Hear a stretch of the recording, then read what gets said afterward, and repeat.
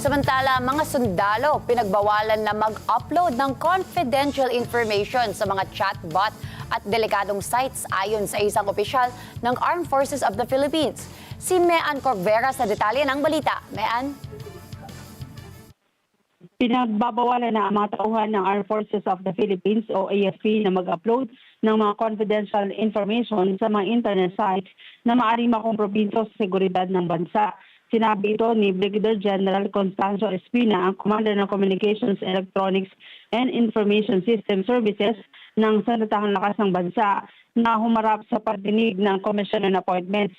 Tinanong ng mga kongresista kung ano ang aksyon ng AFP sa artificial intelligence gaya ng DeepSeek, isang chatbox mula sa China na powered ng artificial intelligence o ipinagbabawal sa Taiwan.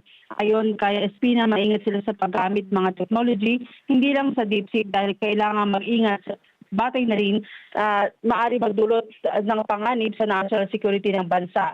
Itinuturingan niya nila ang cyberspace na ika-4 na domain of operation mula pa noong 2018 o 2013. Lumikanaan niya ang Sandatahang Lakas sa mga unit, opisina at doktrina para sa cyberspace operations at may policy na rin ukol sa social media at iba pang technology. Mean Corvera para sa Matarang Agila, matatag, matapang, matapa.